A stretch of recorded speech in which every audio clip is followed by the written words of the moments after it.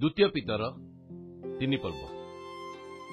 हे प्रिय माने, मु वर्तमान तुम्भमान निकट को यही द्वितीय पत्र लिखुअछि।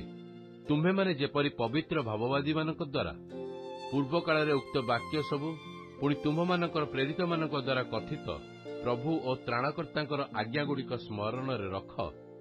एथि निमंते उभय पत्र रे मु तुम्भमानकु सेही सबु स्मरण कराई तुम्भमानक सरल मन को उत्तेजित करने चेष्टा करुअछि। प्रथमे यह ज्ञात हुआ जे शेष काल आपणा आपणा अभिलाष अनुसार आचरणकारी परिहासक लोके उपस्थित होई परिहास करिवे। ताहाक आगमन प्रतिज्ञा कहीं कारण पितृपुरुष मानकर महानिद्रा प्राप्त हेबा समय ठारू ए पर्यंत समस्त विषय सृष्टिर आरंभ रे जेपरि थिला सेहीपरि रही अछि। सेमाने जानी जानी भूली जाती जे पूरा काल रे आकाशमंडल और ईश्वर वाक्य द्वारा जलरू निर्गत और जल अवस्थित पृथ्वी थिला। आउ तद्वारा सेही कालर जगत जल प्लावित होई विनष्ट हैला। पुणी एही वर्तमान आकाशमंडल और पृथ्वी से वाक्य द्वारा अधार्मिक लोकमानकर विचार और विनाशर दिन पर्यंत संचित होई अग्नि निमंते रक्षित होइअछि।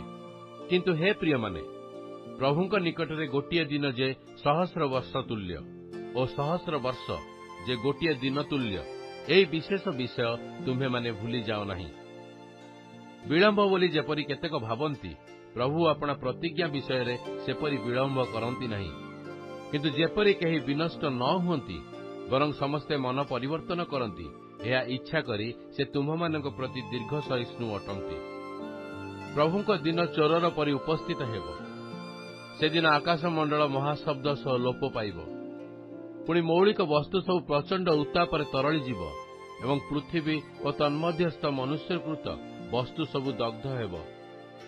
एही समस्त विषय एही प्रकार लुप्त हेबारु ईश्वर जो दिन में आकाशमंडल जली उठी लुप्त हेब और मौलिक वस्तु सब प्रचंड उत्तापर तरली जीव। सेही दिनर आगमनर अपेक्षा करी ताहा जेपरि शीघ्र आसिब, एथिपाई तुम्भमानकर किपरि सदाचारी और धर्मपरायण हेबा उचित। आम्भे माने ताहा प्रतिज्ञा अनुसार गोटे नूतन आकाशमंडल और नूतन पृथ्वीर अपेक्षार अछु, जहाँ धार्मिकतार आवास स्थल हेब। अतएव हे प्रिय माने, तुम्हे माने एही समस्त विषय अपेक्षा करुथिबारु ताहांक छामुरे जेपरि निष्कलंक और अनिंदनीय होई शांति रे थिबार देखाजिब, एथिपाई यत्न कर। पुणी आम्भमानकर प्रभुंकर दीर्घ सहिष्णुता त्राणजनक बोली ज्ञान कर।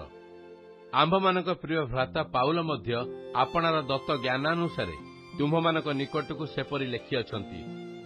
से आपणार समस्त पत्र रे मध्य एही सब विषय उल्लेख करी सेही प्रकार कहंती। सेही सबुर एपरि केतेक विषय अछि जहा कि बुझिबाकु जटिल। पुणी अशिक्षित चंचलमती लोके आपणा आपणा विनाशार्थे अन्य समस्त शास्त्र रे जेपरि से सबुरे मध्य सेपरि विकृत अर्थ करंती। अतएव हे प्रिय माने, तुम्हे माने पूर्वरु एही सबु जानी सतर्क होइथाओ, काले दुराचारी मानक भ्रांति रे पड़ी तुम्हे माने मध्य आपण मानक दृढ़तारु स्फलित हुओ। बरंच आम्भ मानक प्रभु और त्राणकर्ता जीशुख्रीष्टक अनुग्रह और ज्ञान रे वृद्धि पाओ। वर्तमान और अनंत काल पर्यंत गौरव ताहांकर।